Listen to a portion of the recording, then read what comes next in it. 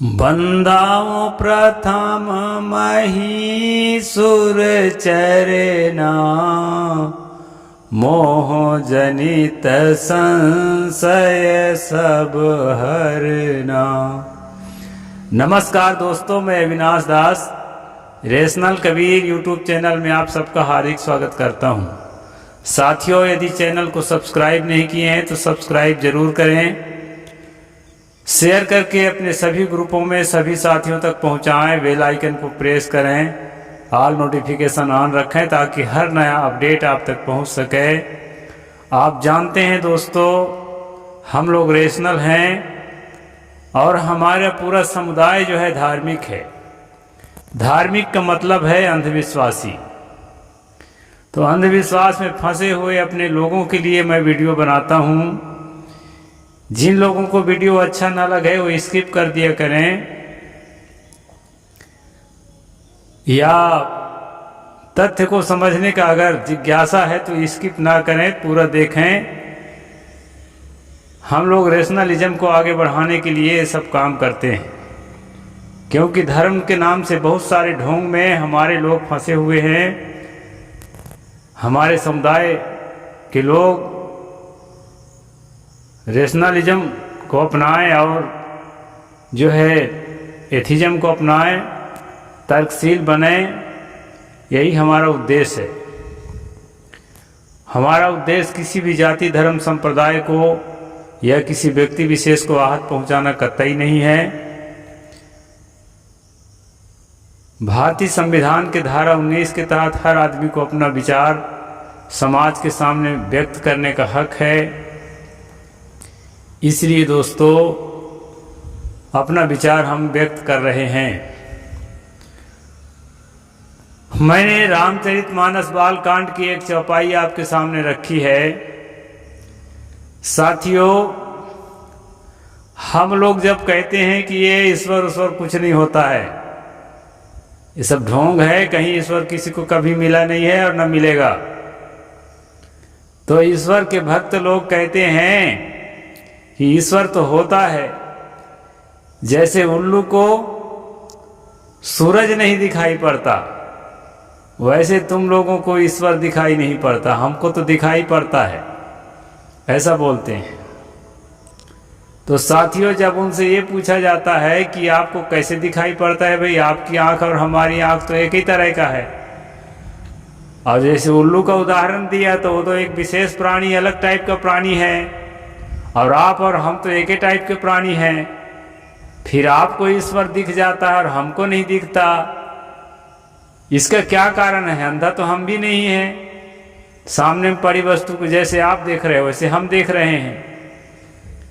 तो दोस्तों, इसका जवाब आता है भक्तों की तरफ से कि भगवान या ईश्वर ऐसे थोड़े मिल जाता है। जैसे किसी चीज को अचीव करने के लिए, किसी पद को अचीव करने के लिए, या किसी नए कहना चाहिए कि कोई नया जो हम कुछ करते हैं, इन्वेस्टिगेशन करते हैं या कोई नया रिसर्च करते हैं तो नई चीज हमको मिलती है, उसके लिए परिश्रम लगता है। इसी तरह ईश्वर को प्राप्त करने के लिए दोस्तों परिश्रम लगता है, ऐसा जवाब आता है।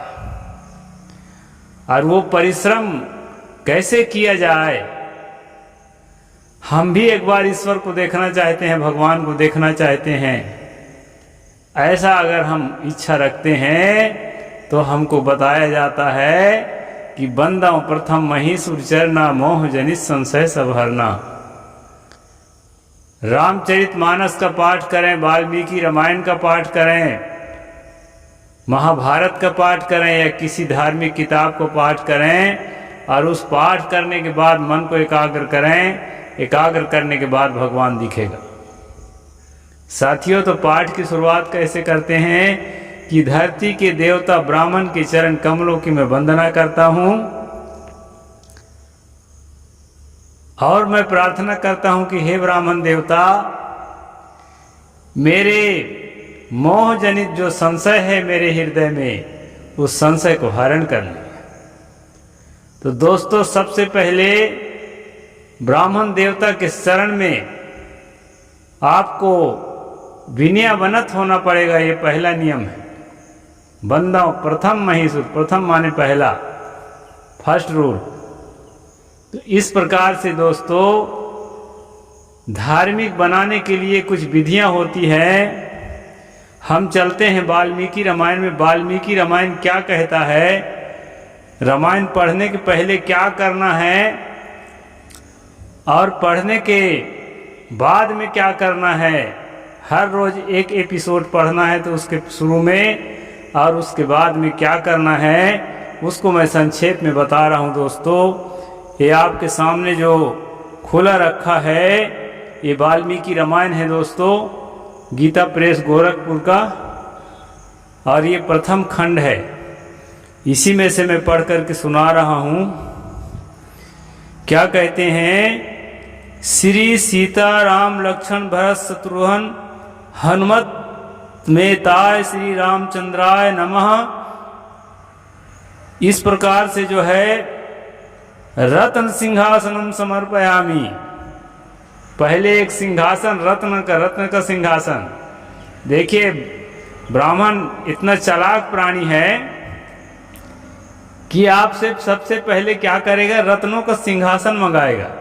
रत्न समझते हैं उसमें हीरे जवाहरात होना चाहिए, सोना चांदी तो होना ही चाहिए। अगर गरीब आदमी है तो कम से कम एक आध रत्ती सोना तो चाहिए। तो वैसे रत्न का सिंहासन जो है बनाना है और उस रत्न के सिंहासन में राम जी की मूर्ति को स्थापित करना है। ऐसे रामायण पढ़ने से ईश्वर नहीं मिल जाएगा। तो इस तरह से दोस्तों बताया है। पहले रत्न सिंहासन अर्पण करें, पाद्य दें, अर्घ दें, स्नान करावें, आचमन करावें, वस्त्र अर्पण करें, यज्ञोपवीत आभूषण दें, चंदन कुमकुम लगावें, चावल चढ़ावें, पुष्प माला दें, धूप दें, दीपक दिखावें, नैवेद्य और फल अर्पण करें, पान दें, बंगला पान का पूरी पान, आरती करें, छत्र चमर आदि अर्पण करें, पुष्पांजलि अर्पण करें, प्रदक्षिणा और नमस्कार करें। इतना काम आपको करना पड़ेगा। अगर ये टंट घंट करना पसंद नहीं करते ना तो आशा मत करना ईश्वर दर्शन दे देगा। ईश्वर दर्शन इतना मामूली थोड़े है। तो इस तरह से दोस्तों सबसे पहले अगर किताब भी पढ़ना चाहते हैं तो आपको कर्म कांड में फंसाया जाता है, और यदि आप कर्म कांड नहीं करते हैं तो आपका ईश्वर दर्शन का जो अभियान है वो निष्फल चला जाएगा। इसलिए आपको ईश्वर दर्शन के लिए जो नियम बताए गए हैं वो सारे नियम को फॉलो करना पड़ेगा। एक किस्सा कहानी पढ़ने मात्र से ईश्वर थोड़े मिल जाता है। इस तरह से भक्तों का जवाब होता है दोस्तों। और बहुत सारी बातें हैं, मैं सबको नहीं बताऊंगा क्योंकि मैं वाल्मीकि रामायण शुरू करता हूं तो जो शुरू में लिखा है उसको बता देता हूं। और मेरा विचार है कि इसका एपिसोड रेगुलर चलाऊंगा। इसके महत्वपूर्ण अंश जो हैं उस पर चर्चा होगी। तो फिर कहते हैं आखिरी में क्या करना है वो भी बता देता हूं दोस्तों, क्योंकि एपिसोड जब खत्म करेंगे उस समय क्या करना है उसके लिए भी नियम बताया है। तो उसको मैं आपको पढ़ करके सुना देता हूं। स्वस्ति प्रजाभ्यः परिलभ्यन्तां न्यायेन मार्गेण महिषाः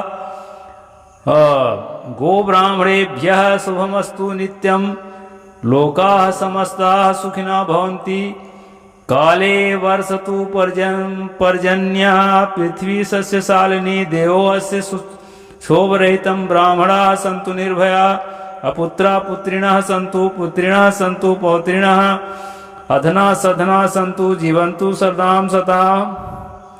चरितं रघुनाथस्य षट्को प्रविशताम् एकैकक्षरं प्रोक्तं महापातकनाशकं श्रवणं रामायणं भक्त्या यः पादं पद्मेव वा ये स याति ब्राह्मणा स्थानं ब्राह्मणा पूज्यते सदा। रामाय रामभद्राय रामचंद्राय वेधसे। ये लंबा है दोस्तों, पूरा मैं नहीं पढ़ता, इसमें शार्ट में आपको बता देता हूँ कि आखिरी में जो है ब्राह्मण को जो कथा सुनाता है, जिसको आप कथा के लिए आमंत्रित किए हैं, आपको पढ़ना थोड़े है, सुनना है, उसके चरण कमलों की वंदना करिए। और उससे फायदा क्या होगा? गाय के प्रति और ब्राह्मण के प्रति आपको श्रद्धा रखना जरूरी है अगर ईश्वर पाना चाहते हैं तो उससे क्या होगा दोस्तों?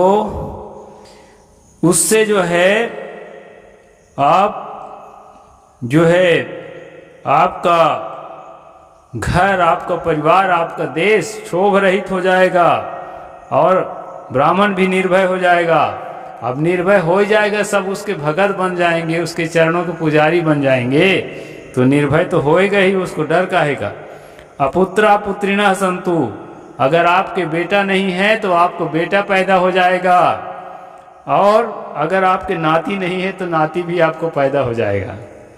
हैं क्या है? अदना सदना संतु जीवाम, अगर दुखी हैं आप तो सुखी हो जाएंगे और 100 साल तक जिएंगे पक्का।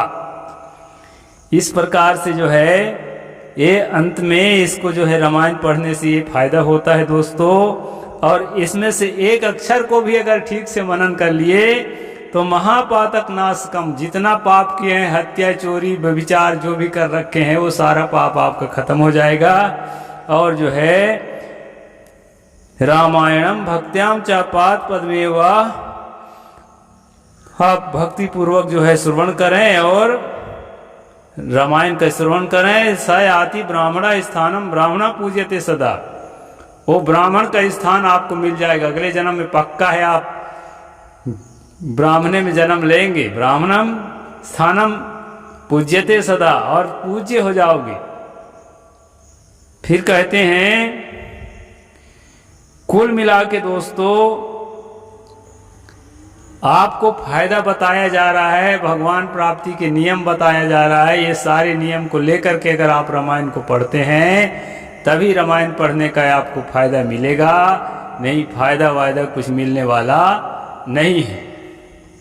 तो साथियों, मैं खास बात ये बताना चाहता हूँ इस एपिसोड के माध्यम से कि आदमी जो भोला भाला है, हमारे देश का आदमी, हमारे समुदाय का आदमी, हमारे ST SC OBC का आदमी, माइनॉरिटी का आदमी, माइनॉरिटी लोग ये मत सोचो कि वो बहुत ज़्यादा जागे हुए हैं। जैसे आप ये राम में, कृष्ण में, ईश्वर में आपके परिवार के लोग फंसे हैं ना धोखे में, वैसे वो लोग अल्लाह में फंसे हैं, यहोवा परमेश्वर में फंसे हैं, और क्या क्या बहुत सारे क्रियाक्रम कर्मकांड, ईश्वर प्राप्ति के बहुत सारे क्रियाक्रम कर्मकांड में फंसे हुए हैं। जैसे हमारे घरों के लोग ये राम रमैया में फंसे हुए हैं। मेरे बाबूजी स्वयं जो है राम कथा कह करके लोगों को सुनाते थे, और खूब भीड़ के भीड़ लोग सुनते थे। अब तो अत्यंत बूढ़े हो गए हैं, अब नहीं सुनाते। अब मैं सुनाता तो मैं रेशनल हो गया हूँ, तो रेशनल तरीके से सुनाता हूँ। तो साथियों, जब अच्छी तरह से भक्ति भावना में आप डूब जाएंगे, अच्छी तरह से जो है आपके अंदर ही विश्वास हो जाएगा कि भगवान के खिलाफ, धर्म के खिलाफ मन में कुछ भी नहीं सोचना है। सोचेंगे तो लाखों का पाप लग जाएगा, और उसके भलाई में सोचेंगे, एक अक्षर भी उसके भलाई में सोचेंगे, पॉजिटिव सोचेंगे, तो हजारों पाप हमारा महापातक नाशनम, पाप जो है हमारा नष्ट हो जाएगा। ऐसा दृढ़ विश्वास आपके अंदर पैदा किया जाता है, और इसी को कहते हैं दोस्तों ब्रेन वॉश। आपका ब्रेन वॉश करके आपको जो है अंधभक्त बना दिया जाता है। इस प्रकार हमारे परिवार के लोगों को, हमारे समुदाय के लोगों को ये लोग सदियों से अंधभक्त बनाते चले आए हैं। इसी अंधभक्ति से निकालने के लिए दोस्तों मैं किताब पढ़ करके आप सब लोगों को सुनाता हूँ। सुनिए और अपने साथियों तक पहुँचाइए। मनुस्मृति तो पढ़ता ही हूँ, आज से मेरा मन हुआ है कि वाल्मीकि रामायण के भी कुछ अंशों को पढ़ करके मैं सुनाऊंगा। जैसा लिखा है वैसा पढ़ूंगा, रेशनलिज्म की दृष्टि से पढ़ूंगा, और साथियों अंधविश्वास से अपने आप को निकालने की दृष्टि से पढ़ूंगा। दुनिया के लोग अंधविश्वास में डूबे रहें चाहे ना डूबे रहें, उनकी अपनी मर्जी है, लेकिन हम अपने लोगों को जगाने का पूरा प्रयास करते हैं और अपने आप को तो जगाए हुए है ये हैं। इस प्रकार से दोस्तों इस वीडियो को मैं यहीं पर पूरा करता हूँ। कल कोई एक प्रसंग जो है ज़रूर मैं बताऊँगा। आज का प्रसंग भी आपको समझ में आया हो और फायदेमंद लगा हो तो लाइक ज़रूर करें, कमेंट करें, कमेंट लिख करके अपना विचार रखें और दोस्तों अपने साथियों तक पहुंचाएं। धन्यवाद। साहेब बंदगी। जय जोहार, जय भीम, नमो बुद्धाय, जय भारत।